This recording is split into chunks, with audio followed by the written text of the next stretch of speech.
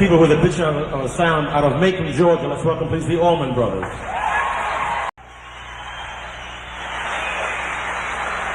Thank you.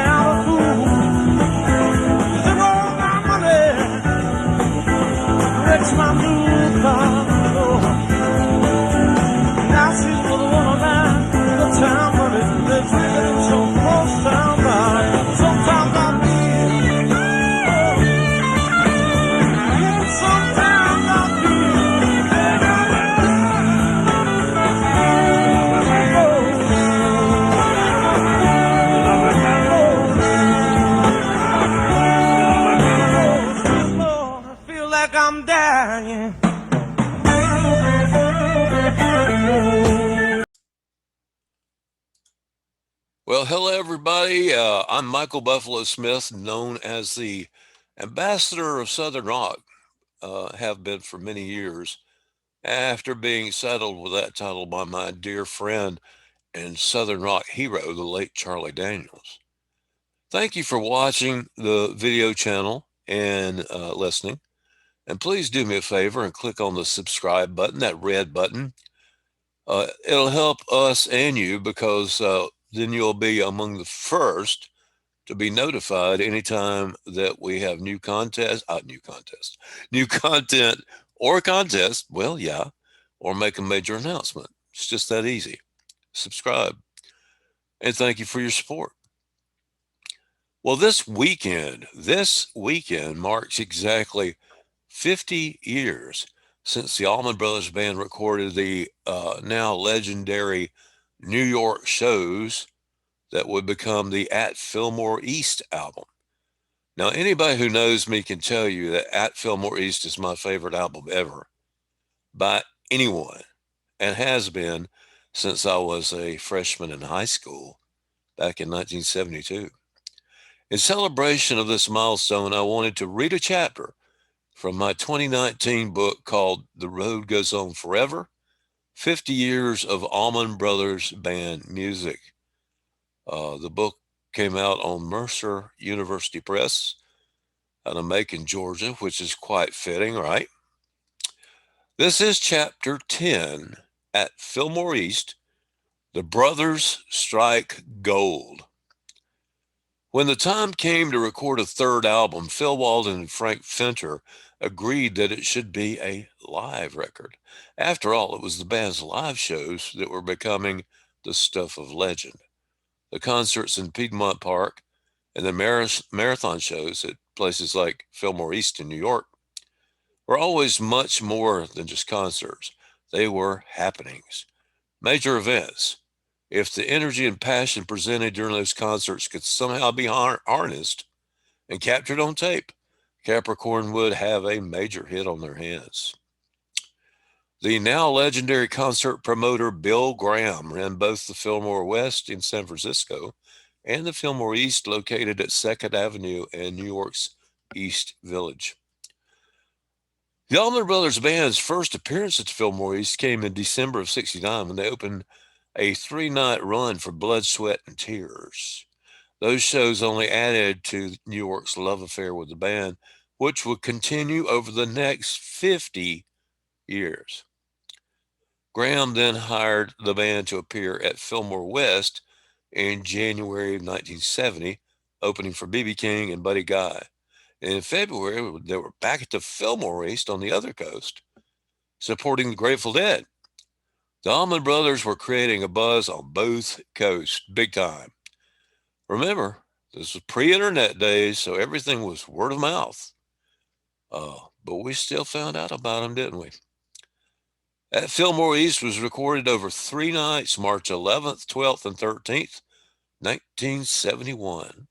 Posters for the show read Bill Graham presents in New York, Johnny Winter and Elvin Bishop Group, and extra added attraction, the Allman Brothers.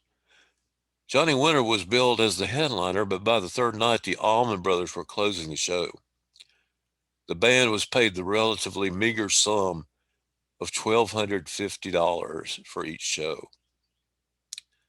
If you were to ask any of the band members or crew or anyone who attended these marathon shows at the Fillmore just what the shows were like, you would most likely get the same answer. They were magic.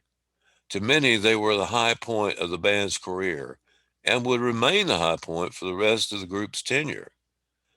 Tommy Dowd was again asked to produce, and he would record every single note of music performed during each of these shows. Stationed inside a remote recording truck just outside the Fillmore, equipped by Jerry Wexler with the latest tech, including a multi-track mixing board. Dowd previously produced their second album, Idlewild South, and the brothers trusted him and his obvious talents. The man was amazing. That's a side note. After every show, Dowd would gather the band together, drive by, pick up burgers or Chinese or whatever the guys wanted to eat, head to the studio, and there they would listen to the evening's entire show. Dowd would pick the songs for the record as they went along, saying, "Well, we got that one," or "We better do this one again. Think we can do it better." Both Dowd and the band knew that they were onto something very special. Of course, even the best situations can have pitfalls, and one doozy occurred on the first night of the recording. Tom Dowd told me in an interview, quote, "As things were going, I was sitting in the truck, and the brothers didn't even know I was there. I was just sitting there, and I was saying, all right, there's going to be a guitar solo coming up.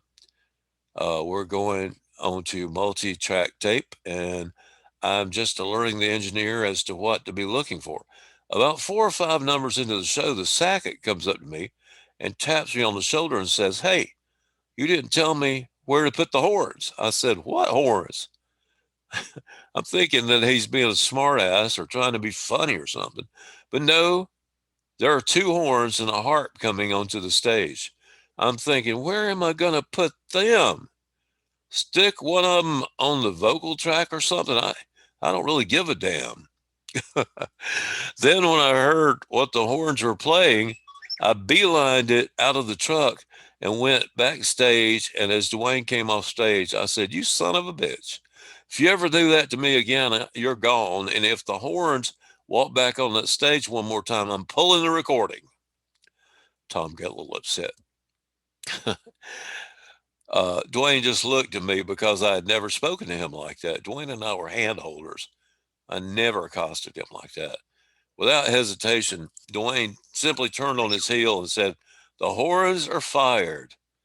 After 4 nights, Dowd and the brothers knew which tracks were going to be the top picks for the songs for the album. Everybody agreed on what they wanted to do with each particular song.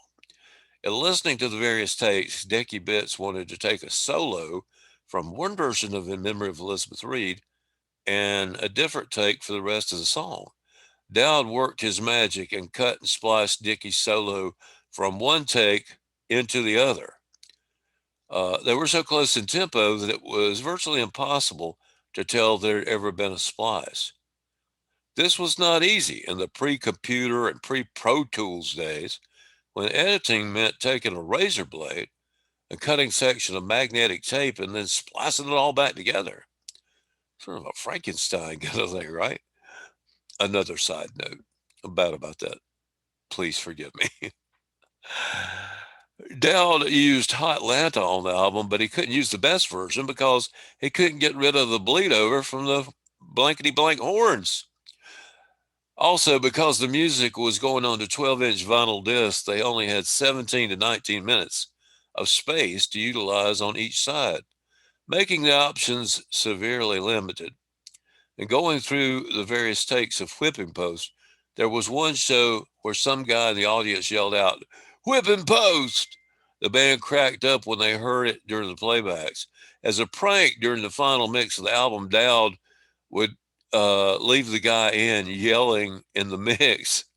So when the band was listening to what they thought was the final product, the guy yells out, "Whipping Post." Once they figured out that Dowd was pranking them, everyone had a good laugh, of course. The original album. Okay, the Allman Brothers Band. That was the understated introduction for the band on Friday, March 12th, 1971 at Fillmore East. Duane's slide guitar kicks off Blind Willie McTell's Statesboro Blues to begin what is arguably the greatest live album in rock history, and you will not get any argument from me. The band, the brothers continue to bring on the blues with an apt cover of the Elmore James classic Done Somebody Wrong, and finished up side one with T-Bone Walker's Stormy Monday. While the song had been covered countless times by a plethora of great artists, the Allman Brothers Band version is considered by many to be the definitive. While the brothers certainly knew their way around a blues jam, they were anything but predictable. The blues was often infused with jazz licks, country licks from Dickie Betts, and even a touch of Latin style, sort of a Santana-esque riff here and there. Side two is a cover of Willie Cobb's You Don't Love Me, tossing in a tease of Joy to the World toward the end of the 19-minute jam. By now, the band was on fire, and Dickie and Duane were clicking. They were taking no prisoners. Hot Atlanta is a smoker to start off side three. Built around Dickie Betts' riff, it highlights Gregg Allman on the Hammond B3, along with Betts and Duane's twin guitar attack. The other track on side three logs in at a hair past 13 minutes. In memory of Elizabeth Reed, the instrumental written by Betts for the band's second album, Idlewild South. Liz Reed, as Dickie would later call the song when introducing it on stage, begins with Dickie's guitar, and he is soon joined by Duane to double the melody line for what was to become a Southern rock staple, the twin lead. The song moves comfortably between a laid-back John Coltrane vibe and a smooth Santana-style groove. The last side of the album features a single song, the classic Whippin' Post, written by Gregory Lenore Allman. Originally a 5-minute song from the band's debut album, the song is turned into a 23-minute workout here, driven by drummers Butch Trucks and J-Mo. This live version is rivaled only by Leonard Skinner's live version of Freebird as the definitive live rock song of Southern rock. Oddly enough, Skinner's live album, One More from the Road, was also produced by Tom Dowd. At Fillmore East was released by Capricorn Records as a 2-record set in September of 71, selling for the same price as a single album. It would reach number 13 on the Billboard Rock chart in July of 71, and the album would eventually go platinum, over 1 million units sold. The photograph on the album cover became one of Southern rock's most iconic. The band sitting and standing around their road cases stenciled with the band name in front of a brick wall. While most people assumed that they were outside the Fillmore East in New York, the photo was actually staged in Macon. The band and roadies gathered at Capricorn to load up for their next gig at the Warehouse in New Orleans. Walden had planned a cover photo shoot with famed photographer Jim Marshall, and the equipment was stacked against a brick wall in a narrow alleyway across the street from Capricorn. Marshall was to shoot the band with their equipment and also take a photo of the road crew. Marshall had his work cut out for him. The band absolutely hated posing, and the roadies said they would not take the picture unless they were given cold beer. Makes sense to me. Marshall went to a nearby store and returned with tall boy cans of PBR, Pabst Blue Ribbon, which the guys hated and never drank. The band took their places for the photo. They were unhappy and frowning. Marshall tried everything to get some sort of expression to come out in their stone like faces. At that time, a minor miracle occurred. Duane jumped up and ran across the road. He had sighted a friend on the other side of the street who had a bag of drugs for him. Duane shook the guy's hand, took the contraband, quickly returned to his seat on the road case. Duane sat there with the baggie cradled in his hands, in his lap, with a smug look on his face, and the entire band just cracked up laughing. Jim Marshall snapped the picture, and that became the iconic album cover. Next up was the road crew. The Allmans always considered the roadies as much a part of the band as the musicians. After all, three of the guys had been with them since the very beginning, performing hours and hours of back-breaking work. It was long hours for very little pay. Setting up the equipment, tearing it all down, traveling hundreds of miles, and then starting all over again. The roadies were always there, making sure the band sounded their very best. Marshall lined the guys up. Red Dog Campbell, Kim Payne, Mike Callahan were joined by new guys, Joe Dan Petty, and our buddy Willie Perkins. After Marshall had captured the photo of the road crew, the band decided to pay tribute to the incarcerated Twiggs Lyndon. That whole story is also in the book, by the way. They paid tribute to him by insetting a portrait of him in the upper right-hand corner of the back album cover. Actor musician Billy Bob Thornton stated in an interview with me that the cover inspired him as a teenager to learn the names of the road crew, and many of them became his heroes, including Willie Perkins, who he would pay tribute to during a concert by Billy Bob's band, the Box Masters, in Athens, Georgia in 2015. Before he became an actor, Thornton played drums in several bands himself and truly appreciated the work of the road crew, having worked as a roadie for Nitty Gritty Dirt Band for a while. For the record, at Fillmore East, Capricorn Pink Label, the original release was available as a double LP, a double play 8-track tape, a double play cassette, or a double play reel-to-reel tape. In 1974, Capricorn Warner Brothers issued the album an 8-track in quadraphonic format. Show of hands, who remembers quadraphonic? I do. It was later released in compact disc form, and in 1992, Polygram Records released two double CD sets, one being the Ultra Disc from Mobile Sound Labs. The CD was plated in 24 karat gold, providing a much higher quality sound than the usual aluminum-based disc. Expanded editions. Yes. The Fillmore Concerts, Polydor, 1992. In 1992, some 25 years later, Dowd was asked to remix the shows for a CD package called the Fillmore Concerts. And he transferred everything that was ever recorded. It took 3 or 4 days to remix the music. Dowd said in an interview, I just sat there and listened attentively to everything. I had the band's blessing, and I put Elizabeth Reed back together the way it was, and Dickie did not object. I used my favorite version of Hot Atlanta because going to digital, I could find ways to hide the horns that I couldn't during the analog days. The Fillmore Concert, an expanded version of At Fillmore East, was released in 1992 as a 2-disc CD, including all the songs from the original album plus live songs that were included on Eat a Peach, One Way Out, Trouble No More, and Mountain Jam, which were all recorded during the same sessions at the Fillmore. Also, there were 2 additional tracks, Don't Keep Me Wondering and Drunken Hearted Boy, of course. All the music was remixed from the concert recordings, and a few songs are there in alternate takes, so the same songs sound somewhat different than on the original album.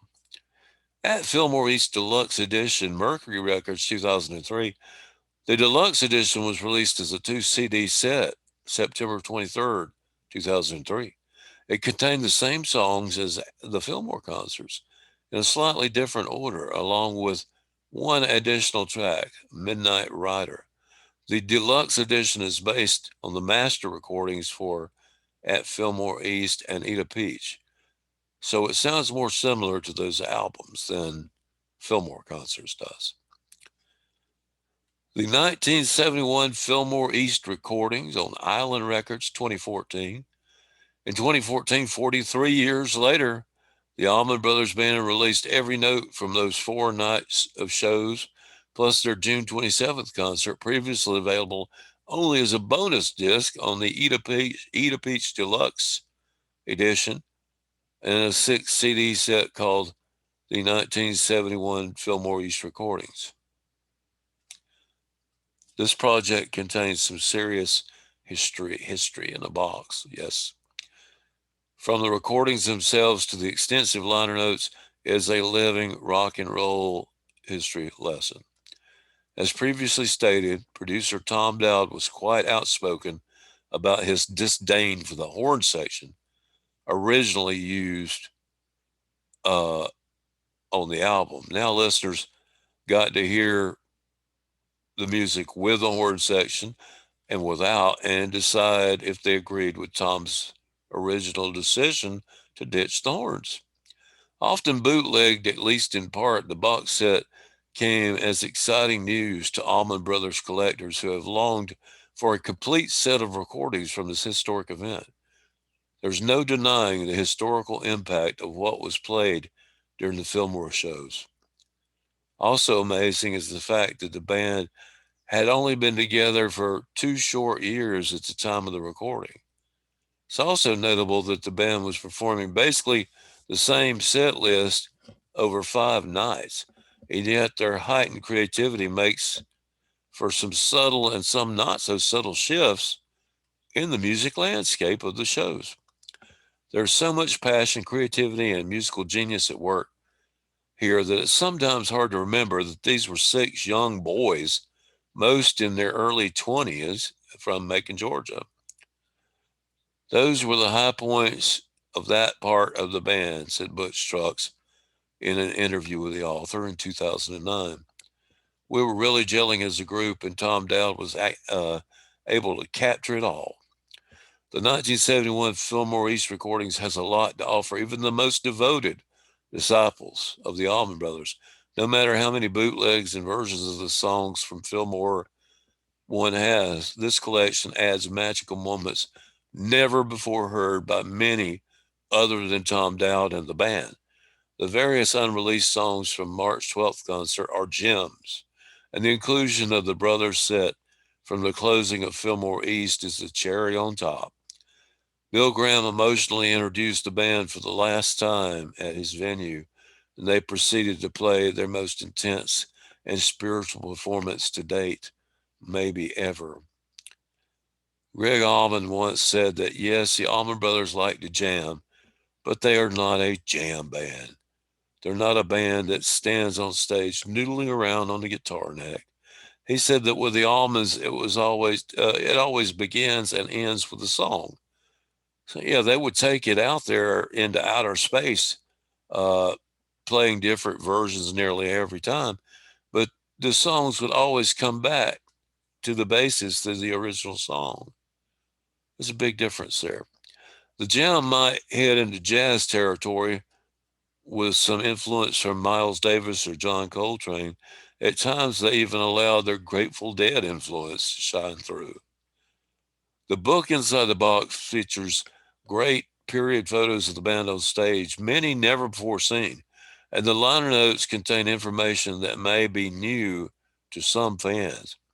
Executive producer Bill Levinson, who had previously headed up the assembling of and production of the Dreams box set and several other reissues of past Allman recordings, produced this project. The 6 discs in the set are truly historical artifacts. But even after repeated playings of the entire enchilada, most will agree that Tom Dowd got it right. The original 7 tracks from at Fillmore East remain the cream of the crop. Every one of them is a peach, pun intended.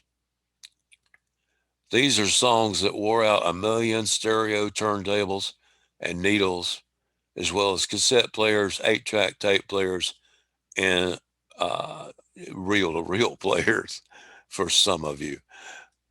These are the seven finest live rock tracks ever recorded.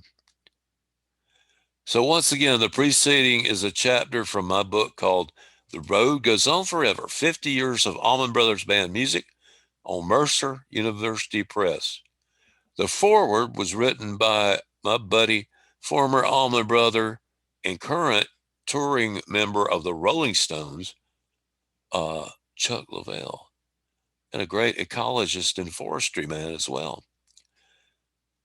Copyright 2019. The book is available from mupress.org or from Amazon and from most online booksellers. If you haven't yet read it, please do. I think you might like it. There's a few things in there that you might not know. I mean, a lot of that history has been told many times, but I tried to dig up some stuff. And also, I was very fortunate to interview all these folks, while they were still with us, like Butch and certainly Gregg Allman. And, I talked to Dickie, and he is still with us, still alive and well, thankfully. But anyway, yeah. One last time, I'd like to say, please subscribe to this channel by tapping the red button, and that will help me out very much. I will be able to keep you informed of everything we're doing. We're going to be having giveaways, contests, everything tied into my kudzu magazine at kudzomag.com, kudzooomag.com. And we have a weekly podcast that we post every Saturday where we just talk about music and stuff. So there's a lot of stuff there. I hope you guys will get into a little bit of it, And the main thing that I want to say about today, this weekend, 50 years since the band recorded at Fillmore East. Mind-blowing, absolutely mind-blowing. And in closing, I will just say this. To quote Duane Allman, eat a peach for peace, and we'll see you next time. Same bat time, same bat channel.